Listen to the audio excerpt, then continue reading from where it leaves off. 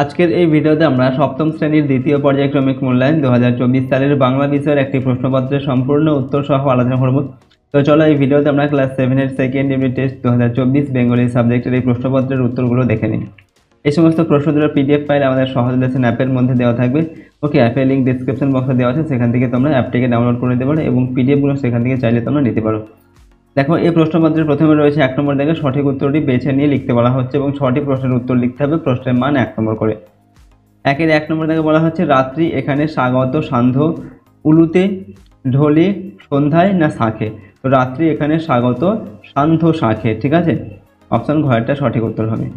2 নম্বর হচ্ছে জবাবটা জেনে নেব মেজদাকে, জবাবটা জেনে নেওয়া হবে মেজদাকে খুঁচিয়ে, মেজদাকে অনুরোধ করে, মেজদাকে অর্থ দিয়ে না মেজদাকে ভয় দেখিয়ে। তো জবাবটা জেনে নেওয়া হবে মেজদাকে খুঁচিয়ে, ঠিক আছে, অপশন ক। 3 নম্বর উপনিষদে উক্ত চড়ৈবতী শব্দের অর্থ যাত্রা থামাও, এগিয়ে যাও, দাঁড়িয়ে না, কোনোটি নয়। তো চড়ৈবতী এই শব্দের অর্থ হচ্ছে এগিয়ে যাও। ওকে।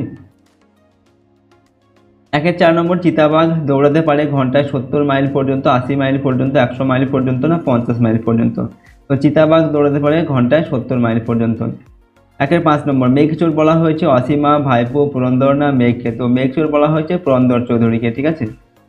6 নম্বর হচ্ছে যা যুক্ত হয় ধাতুর সঙ্গে তাকে বলে বাংলা প্রত্যয়, কৃত প্রত্যয়, তদ্ধিত প্রত্যয় না সংস্কৃত প্রত্যয়। তো যা ধাতুর সঙ্গে যুক্ত হয় তাকে বলা হয় কৃত প্রত্যয়, ঠিক আছে। তো তোমাদের দেখো 6টাই কিন্তু প্রশ্ন দেওয়া থাকবে, 6টারই উত্তর লিখতে হবে। কয়েকটা এক্সট্রা প্রশ্ন তোমাদের দিচ্ছে, এগুলো কিন্তু তোমরা দেখে নাও। দেখো এখানে বলা হচ্ছে রাধুনী শব্দটির প্রকৃত প্রত্যয় হলো রাধ যোগ উনি, রাধ যোগ আনি, রাধ যোগ উনি না রাধ যোগ ইনি। তো রাধুনী এই শব্দটির প্রকৃত প্রত্যয় হবে রাধ যোগ উনি, ঠিক আছে, রাধুনী। 8 নম্বর বাসন কোষণ শব্দটি হলো শব্দ দৈত্য ধনাত্মক, অনকার শব্দ না ক ও খ উভয়ই। তো বাসন কোষণ এটা হচ্ছে একটি অনকার শব্দ। 9 নম্বর প্রদত্ত কোন বানানটি ভুল? অবনী, সূর্য, অর্ঘনা, কিংবদন্তি। তো এগুলোর মধ্যে কিংবদন্তি এটা ভুল বানান। 10 নম্বর ছমছম শব্দটি হলো যৌগিক শব্দ, রূঢ় শব্দ, যোগ রূঢ় শব্দ না ধনাত্মক শব্দ। তো ছমছম এটা হচ্ছে ধনাত্মক শব্দ। 11 নম্বর দেখে সন্ধি বিচ্ছেদ করে, এখানে সন্ধি করতে বলা হচ্ছে বৃষ যোগ তি কি হবে? বৃষ্টি, বৃষ্টি, বৃষ্টি না বৃষ্টি। তো বৃষ যোগ তি এটা হচ্ছে বৃষ্টি হবে, অপশন খ। এরপর 2 নম্বর দাগে একটি বাক্যে এখান থেকে উত্তর লিখতে বলা হচ্ছে, ঠিক আছে। এখানেও 6টি প্রশ্নের উত্তর লিখতে হবে, প্রশ্নের মান 1 নম্বর করে। 2-1 প্রশ্ন শামুক চলে যাওয়ার সময় রেখে যায় জলীয় চিহ্ন, সেটি আসলে কি? তো শামুক চলে যাওয়ার সময় যে জলীয় চিহ্ন রেখে যায় সেটি আসলে তার একখানি মাংসল পুরু পায়ের ছাপ, ঠিক আছে। 2 নম্বর কে গোয়ালে ইশারা পাঠায়? তো ঘাস গোয়ালে ইশারা পাঠায়। 3 নম্বর চিরদিনের কবিতায় কবি কোন কোন জীবিকার মানুষের কথা বলেছেন? তো চিরদিনের কবিতায় কবি যে সমস্ত জীবিকার মানুষের কথা বলেছেন সেগুলো হলো চাষি, কামার, কুমোর ও তাঁতি। 4 নম্বর মেঘচোর বলা হয়েছে কাকে? অর্থাৎ মেঘচোর কাকে বলা হয়েছে? তো মেঘচোর বলা হয়েছে পুরন্দর চৌধুরীকে। 5 নম্বর ভারতবর্ষের জাতীয় সঙ্গীতটি কোন উপলক্ষে প্রথম গাওয়া হয়েছিল? তো ভারতের জাতীয় কংগ্রেসের 26তম বার্ষিক অধিবেশন উপলক্ষে ভারতবর্ষের জাতীয় সঙ্গীতটি প্রথম গাওয়া হয়েছিল। 6 নম্বর আঘ্রাণের দৌড় কার দিকে? তো আঘ্রাণের দৌড় হচ্ছে নাকের দিকে, ঠিক আছে। দেখো এখানে তো আমাদের 6টায় প্রশ্ন দেওয়া থাকবে, 6টার উত্তর লিখতে হবে। কয়েকটা এক্সট্রা প্রশ্ন তোমাদের দিচ্ছে, এগুলো দেখো। 7 নম্বর হচ্ছে মূঢ় ওরা, ব্যর্থ মনস্কাম ওরা কারা? সেখানে যারা ভেবেছিল নিজের নাম বিশাল অক্ষরে ইট পাথরে সৌধের মধ্যে চিরদিনের জন্য লেখা থাকবে তাদের কবি মূঢ় ও ব্যর্থ মনস্কাম বলেছেন। 8 নম্বর দাগে 5 মিনিটে এত বড় একটা মেঘ সৃষ্টি করার রেকর্ড করব আমি, বক্তাকে। এখানে বক্তা হচ্ছেন কে না পুরন্দর চৌধুরী। 9 নম্বর সোনাটিয়া তাদের পুতুলদের জন্য কি দিয়ে ভাত বানায়? সোনাটিয়া তাদের পুতুলদের জন্য কাদা দিয়ে ভাত বানায়। 10 নম্বর সোনাটিয়া মাকুর নাম কি বলেছিল? তো সোনাটিয়া মাকুর নাম বলেছিল বেহারি। 11 নম্বর কে রোজ পোস্ট অফিসে যায়? উত্তর হচ্ছে সং রোজ পোস্ট অফিসে যায়। এরপরের প্রশ্ন 12 নম্বর সং কেন সপ্তাহে 3 বার পোস্ট অফিসে যায়? তো সং লটারির টিকিট কিনেছে, লটারিতে টাকা পেয়ে বড়লোক হয়ে যাবে সেই খবর আনতে পোস্ট অফিসে যায়, ঠিক আছে। অর্থাৎ সঙ্গের লটারিটা বেঁধেছে কিনা সেটা জানার জন্য সে পোস্ট অফিসে যায়। 13 নম্বর হচ্ছে হোটেলওয়ালার জন্মদিনে ভোজের কি খাবার ছিল? তো হোটেলওয়ালার জন্মদিনে ভুনি খিচুড়ি, হরিণের মাংসের কোরমা, পায়েস ও সুরুয়া, ঠিক আছে, এগুলো ছিল। 14 নম্বর ধনাত্মক শব্দ কাকে বলে? উদাহরণ দাও। তো যেসব শব্দ বাস্তব ধ্বনির অনুকরণে তৈরি হয়েছে অথবা বাস্তব ধ্বনির মতো দোটানা দিলেও আসলে কোনো বিশেষ ভাবকে প্রকাশ করে তাদের ধনাত্মক শব্দ বলে, যেমন কা কা, টিক টিক, এইগুলো। ঠিক আছে। 3 নম্বর দেখে প্রশ্ন, নিচে প্রশ্নগুলির উত্তর দিতে বলা হচ্ছে কম বেশি 6টি বাক্যে, প্রশ্নের মান 3 নম্বর করে, 3টি লিখে 9 নম্বর। ঠিক আছে, 3টি প্রশ্নের উত্তর এখান থেকে লিখতে হবে। 3-এর প্রশ্ন, রবীন্দ্রনাথ গানটিকে পরেও নানা উপলক্ষে ব্যবহার করেছেন। 1911 খ্রিস্টাব্দের পরবর্তী সময়ে রবীন্দ্রনাথ কিভাবে গানটি ব্যবহার করেন? উত্তর দেখো, 1919 খ্রিস্টাব্দে রবীন্দ্রনাথ দক্ষিণ ভারত পরিক্রমার সময় মদনপল্লীতে সেখানকার থিওসফিক্যাল কলেজের অধ্যক্ষ ও কবির বন্ধু জেমস এইচ কাজিজ কবির সম্মানে এক সভার আয়োজন করেন। সেই সভায় রবীন্দ্রনাথ এই গানটি গেয়েছিলেন এবং এর নামকরণ করেছিলেন the morning song of India. এর 11 বছর পরে 1930 সালে রবীন্দ্রনাথ জেনিভা থেকে সোভিয়েত রাশিয়া যান এবং মস্কোর পায়োনিয়ার্স কমিউন এ অনাথ বালক বালিকাদের গানের অনুরোধে কবি এই গানটি গিয়ে তাদের শুনিয়েছিলেন। এবার প্রশ্ন, এখানে অথবা দিয়ে বলা হচ্ছে, অর্থাৎ আগেরটা অথবা এই প্রশ্নটা যে কোনো একটা লিখতে হবে। এখানে টিকা লিখতে বলা হচ্ছে কাজী নজরুল ইসলাম সম্পর্কে। তো কাজী নজরুল ইসলাম সম্পর্কে লিখছি দেখো, বাংলা কাব্য ও সাহিত্য জগতে ইনি বিদ্রোহী কবি নামে পরিচিত।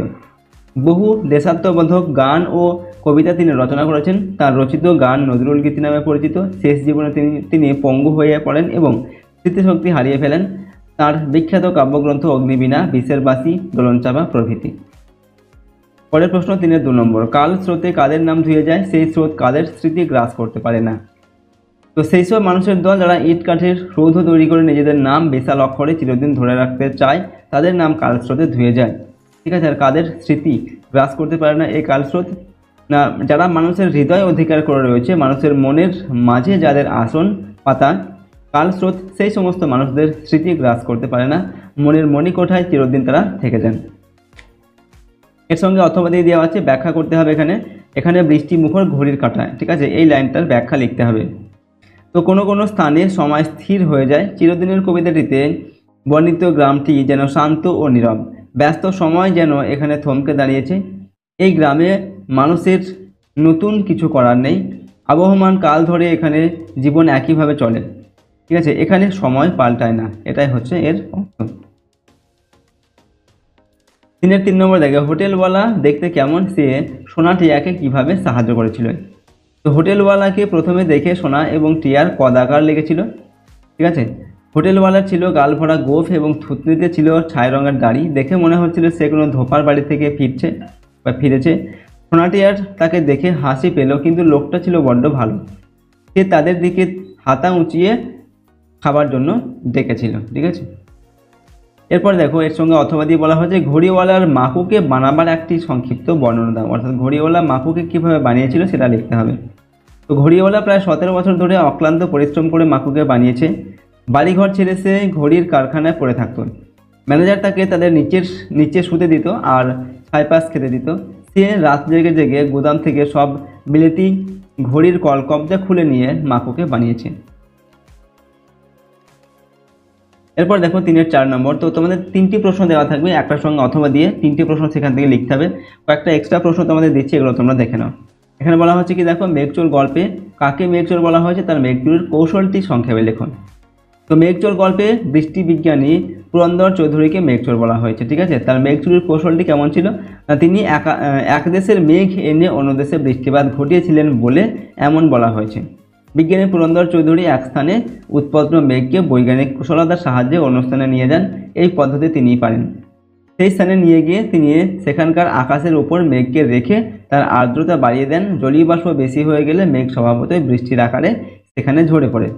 এইভাবে তিনি মেঘ চুরি করেন। ঠিক আছে, এর সঙ্গে অথবা দিয়ে বলা হচ্ছে প্রাণী মাত্রকেই খাবার সংগ্রহ করতে হয়। গাছ কিভাবে না দৌড়ে তার খাবার সংগ্রহ করতে পারে? দেখো, সবুজ ক্লোরোফিলযুক্ত গাছ সালোক সংশ্লেষ পদ্ধতিতে নিজেদের জন্য খাদ্য তৈরি করে। মূলের সাহায্যে গাছ মাটির নিচ থেকে খনিজ লবণ মিশ্রিত জল সংগ্রহ করে গাছের সবুজ পাতায় পাঠিয়ে দেয়। পরিবেশ থেকে সংগৃহীত কার্বন ডাই অক্সাইড পাতার সবুজ ক্লোরোফিল ও সূর্যের আলোর উপস্থিতিতে পাতায় শর্করা জাতীয় খাদ্য তৈরি হয়। তাই গাছকে খাদ্য সংগ্রহ করার জন্য আর চলাফেরা করে বেড়াতে হয় না। এরপর 3-এর 5 নম্বর, মানব হৃদয় ভূমি করি অধিকার। কারা কিভাবে মানব হৃদয় ভূমি অধিকার করে? তো উদ্ধৃতাংশটি কামিনী রায়ের স্মৃতিচিহ্ন কবিতার অন্তর্গত। যারা মানুষের জন্য কাজ করে, মানুষের মধ্যে মিশে থাকে, মানুষের দুঃখ কষ্ট দূর করে, নিজের কর্ম ত্যাগ ও ভালোবাসার দ্বারা মানুষের মনে চিরস্মরণীয় হয়ে থাকে হবে, ঠিক আছে, স্মরণীয় হয়ে থাকে, তারাই মানব হৃদয় ভূমি অধিকার করে। ওকে, এর সঙ্গে অথবা দিয়ে দেওয়া আছে চিরদিনের কবিতায় বাংলার পল্লী প্রকৃতির যে বর্ণনা আছে তা নিজের ভাষায় সংক্ষেপে লেখুন। তো কবি সুকান্ত ভট্টাচার্যের লেখা চিরদিনের কবিতাটিতে একটি বৃষ্টিমুখর লাজুক গ্রামের পল্লী প্রকৃতির চিত্র দেখা যায়। সেই গ্রামের পাশে আছে এক মদা নদী, দূরে রয়েছে বাঁশঝাড়, গ্রামের মাঝে জোড়া দিঘি, পাশে তালের সারি। ওকে, বর্ষায় চারিদিকে নতুন সবুজ ঘাস জন্মায়, সকালে পাখির ডাকে দিন ঘোষিত হয়, বছরের নানা সময় নতুন শস্যের চারিদিক ভরে ওঠে, সন্ধ্যাবেলায় চাষিরা ঘরে ফেরে, রাত্রির ঠাকুমা নাতনিকে গল্প শোনান, সকাল হলেই সবাই যে যার কাজে যোগ দেয়। ঠিক আছে, এই হচ্ছে পল্লী প্রকৃতির বর্ণনা। পরের প্রশ্ন 4 নম্বর দাগে প্রবন্ধ রচনা করতে বলা হচ্ছে যে কোনো একটি কম বেশি 8টি বাক্যে প্রশ্নের মান দেওয়া আছে 4 নম্বর। দেখো 4-এর 1-এ বলা হচ্ছে বর্ষাকাল, এরপর বিশ্বকবি রবীন্দ্রনাথ ঠাকুর, পরিবেশ রক্ষায় ছাত্র সমাজের ভূমিকা, একটি ভ্রমণের অভিজ্ঞতা, আর হচ্ছে তোমার দেখা একটি মেলা। এখান থেকে যে কোনো একটি বিষয়ে তোমাদের একটি রচনা লিখতে হবে। ঠিক আছে, দেখো আমরা তোমাদের কয়েকটা রচনা এখানে লিখে দেখিয়ে দিচ্ছি। যেমন প্রথম হচ্ছে বর্ষাকাল সম্পর্কে একটা রচনা লিখছি। দেখো প্রথমে লিখবে ভূমিকা। বাংলার 6টি ঋতুর মধ্যে বর্ষা সম্পূর্ণ ভিন্ন ধরনের। বর্ষাকালে মুষলধারে বৃষ্টির কারণে প্রাকৃতিক দৃশ্যের পরিবর্তন হয়। বাংলা মাস হিসাবে আষাঢ় ও শ্রাবণ এই 2 মাস হচ্ছে বর্ষাকাল। এরপর লিখছি আমরা বর্ষার প্রকৃতি। বর্ষা মানেই মেঘ আর বৃষ্টির মধুর খেলা, কখনো গুড়ি গুড়ি আবার কখনো মুষলধারে বৃষ্টি। শীতল বৃষ্টি প্রকৃতি ও জনজীবনে শান্তি এনে দেয়। গ্রীষ্মকালে শুকিয়ে যাওয়া নদী, খাল, হ্রদ, পুকুর পূর্ণ হয়ে যায়, মাঠ জলে প্লাবিত হয়। এরপর কৃষিতে বর্ষার প্রভাব। বর্ষাকাল কৃষি ও কৃষকদের জন্য একটি ভালো সময়। কৃষিকাজে প্রচুর জলের প্রয়োজন হয়। বর্ষাকালে কৃষক জমি চাষে ব্যস্ত হয়ে পড়েন। বাঙালির প্রধান খাদ্যশস্য ধান চাষের উপযুক্ত সময় হচ্ছে বর্ষাকাল। ঠিক আছে, বর্ষার উপকারিতা। বর্ষা সাধারণত এই কৃষি প্রধান দেশে আশ্বাসের বার্তা বয়ে নিয়ে আসে। এদেশে চাষাবাদ ও ফলন নির্ভর করে বর্ষার বৃষ্টির উপর। স্বাভাবিক বর্ষায় উর্বর জমিতে ফসলও হয় আশ্চর্যজনক। এ সময় বিভিন্ন শাকসবজি ও ফল পাওয়া যায়। এবার আমরা লিখছি বর্ষার প্রতিকূলতা, অর্থাৎ বর্ষাকালে যে সমস্ত অসুবিধাগুলো হয় সেগুলো কি না। বর্ষাকালে মানুষের দুর্ভোগও বাড়ে। ভারী বর্ষণে ফসলের ক্ষতি হয়। কয়েকদিন বৃষ্টি হলে নদী ও অন্যান্য জলাশয় ভরে যায় এবং বন্যায় পরিণত হয়। এতে ঘরবাড়ি, ফসল, গবাদি পশু ভেসে যায়, গ্রামের মাটির ঘর ভেঙে যায়। এগুলো বর্ষাকালের অসুবিধা। ঠিক আছে, উপসংহারে আমরা লিখছি দেখো আমাদের কৃষি ও গ্রামীণ জীবিকা বিশেষ করে বর্ষার উপর নির্ভরশীল। তাই কিছু অসুবিধা সত্ত্বেও বর্ষা আমাদের জন্য আশীর্বাদ। ঠিক আছে, এইভাবে দেখো আমরা বর্ষাকাল সম্পর্কে একটি রচনা লিখলাম। এবার দেখো রবীন্দ্রনাথ সম্পর্কে তোমাদের একটা রচনা লিখে দেখাচ্ছি। দেখো কলকাতার জোড়াসাঁকোর ঠাকুর পরিবারে রবীন্দ্রনাথ ঠাকুর জন্মগ্রহণ করেন 1861 খ্রিস্টাব্দে 7 মে। তার বাবার নাম মহর্ষি দেবেন্দ্রনাথ ঠাকুর ও মায়ের নাম সারদা দেবী। বাল্যকালে রবীন্দ্রনাথ ওরিয়েন্টাল সেমিনারি ও নর্মাল স্কুলে কিছুদিন লেখাপড়া করেছিলেন। স্কুলের পড়াশোনা তার ভালো না লাগায় স্কুল ছেড়ে দিয়ে বাড়িতে মন দিয়ে লেখাপড়া করতে থাকেন। উচ্চশিক্ষার জন্য তাকে বিলেতেও পাঠানো হয়েছিল, কিন্তু সেখানেও তার মন টেকেনি। তিনি দেশে ফিরে এসে কবিতা, গল্প, গান, নাটক লেখা শুরু করেন। রবীন্দ্রনাথ অজস্র গান, কবিতা লিখেছেন অনেকগুলি নাটক, উপন্যাস ও গল্প। 1913 খ্রিস্টাব্দে ইংরেজিতে গীতাঞ্জলি কাব্যগ্রন্থের জন্য রবীন্দ্রনাথ নোবেল পুরস্কার লাভ করেন। 1941 খ্রিস্টাব্দের 7 আগস্ট তারিখে, অর্থাৎ যেটা বাংলায় হচ্ছে 1348 সালের 22 শ্রাবণ রবীন্দ্রনাথের মৃত্যু হয়। ঠিক আছে, এরপর আরেকটি রচনা তোমাদের দেখাচ্ছি পরিবেশ রক্ষায় ছাত্র সমাজের ভূমিকা। এখানে কি লিখবে না, প্রথমে ভূমিকা দিয়ে আমরা যেখানে বাস করি তার পারিপার্শ্বিক পরিমণ্ডলকেই বলা হয় পরিবেশ। আমাদের সুস্থভাবে বেঁচে থাকার জন্য চাই উৎকৃষ্ট পরিবেশ। স্বাস্থ্যকর পরমায়ুর জন্য সুস্থ পরিবেশের বড় প্রয়োজন। এরপর পরিবেশ রক্ষায় ছাত্র সমাজের ভূমিকা। তবে এ ব্যাপারে ছাত্র সমাজের ভূমিকাও যথেষ্ট গুরুত্বপূর্ণ। ছাত্রদের জীবনটাই তো সুন্দর, পবিত্র ও নির্মল। তারা নিয়মিতভাবে স্কুলের পরিবেশ সুন্দর ও পরিচ্ছন্ন রাখার কার্যকরী ভূমিকা গ্রহণ করে থাকে। তাই সামাজিক পরিবেশ রক্ষায়ও তাদের এগিয়ে আসতে হবে। তারা যেমন হাতে কলমে পরিচ্ছন্নতার কাজ করবে, তেমনি নাগরিকদের মধ্যে সচেতনতা সৃষ্টির জন্য তাদের সামনে নিজেরা কাজ করে দৃষ্টান্ত স্থাপন করবে, আলাপ আলোচনা করবে, পদযাত্রা করে সচেতনতা সৃষ্টির চেষ্টা করবে। এর ফলে পরিবেশ সুন্দর হয়ে উঠবে। ছাত্ররা প্রথমে তাদের গৃহ পরিবেশকে পরিচ্ছন্ন ও সুন্দর করবে, তারপর তারা প্রতিবেশীদের পরিবেশকে সুন্দর করার চেষ্টা করবে। এইভাবে তারা বৃহত্তর সমাজে নিজেদের আদর্শের কথা ছড়িয়ে দিতে সক্ষম হবে। ফলে সমাজের সবচেয়ে সচেতন অংশ যে ছাত্র সমাজ, তাদের আচার আচরণ দেখে মানুষের মধ্যে সচেতনতা বৃদ্ধি পাবে। এরপর উপসংহারে আমরা লিখছি, দেখো, সুস্থ পরিবেশে মানুষের জীবনের যথার্থ বিকাশ ঘটে, আর সেই পরিবেশে যদি দূষিত হয়ে পড়ে তবে মানুষের তথা জীবকুলের স্বাভাবিক কাজগুলি নানা কারণে বন্ধ হয়ে যায়। এই দূষণের প্রভাব বর্তমান প্রজন্মে সীমাবদ্ধ থাকে না, এর প্রভাব সুদূর প্রসারী। তাই পরিবেশকে দূষণমুক্ত করতে মানবজাতির তথা ছাত্র সমাজের সম্মিলিত অবদানের প্রয়োজন। ঠিক আছে, এভাবে আমরা প্রশ্নের উত্তরটিকে লিখলাম। ঠিক আছে, এছাড়া এখানে আরও একটি তোমাদের দেখো অথবা দিয়ে বলা হচ্ছে, তুমি অসুস্থতার কারণে বিদ্যালয়ে অনুপস্থিত ছিলে, ছুটি মঞ্জুরের আবেদন জানিয়ে প্রধান শিক্ষকের কাছে একটি পত্র রচনা করা। ঠিক আছে, একটি পত্র লিখতে হবে তোমাকে, তুমি স্কুলে যেতে পারোনি, ঠিক আছে, তার জন্য তোমাকে একটি পত্র লিখতে হবে প্রধান শিক্ষক মহাশয়ের কাছে। তো কীভাবে লিখবে, মাননীয় প্রধান শিক্ষক মহাশয়, শিক্ষিকা হলে লিখবে শিক্ষিকা মহাশয়া। ঠিক আছে, তারপর নিজের স্কুলের নাম এবং ঠিকানাটা এখানে লিখবে। এরপর বিষয় হচ্ছে অসুস্থতাজনিত কারণে ছুটি মঞ্জুরের আবেদনপত্র। ঠিক আছে, মহাশয় অথবা মহাশয়া লিখবে। আমার বিনীত নিবেদন এই যে আমি শ্রী অরুণ বিশ্বাস, এখানে নিজের নামটা লিখবে। ঠিক আছে, আপনার বিদ্যালয়ের সপ্তম শ্রেণীর একজন ছাত্র, রোল নাম্বারটা লিখবে। ঠিক আছে, আর সেকশন থাকবে, সেকশনটাও লিখবে। গত 17 জুলাই থেকে 19 জুলাই পর্যন্ত প্রবল জ্বরে আক্রান্ত হওয়ার কারণে আমি বিদ্যালয়ে অনুপস্থিত ছিলাম। ঠিক আছে, এই ডেটটা তোমরা চাইলে নিজের মতো করে পরিবর্তন করতে পারো। দেখো, এরপর আমরা লিখছি, সুতরাং উক্ত 3 দিন ছুটি মঞ্জুর করে আমাকে বিদ্যালয়ে নিয়মিত ক্লাস করার অনুমতি দিলে কৃতজ্ঞ থাকবো। এভাবে আমরা সংক্ষেপে লিখলাম। লেখার পর ইতি আপনার একান্ত অনুগত ছাত্র লিখে নিজের নামটা, পুরো নামটা এখানে লিখবে।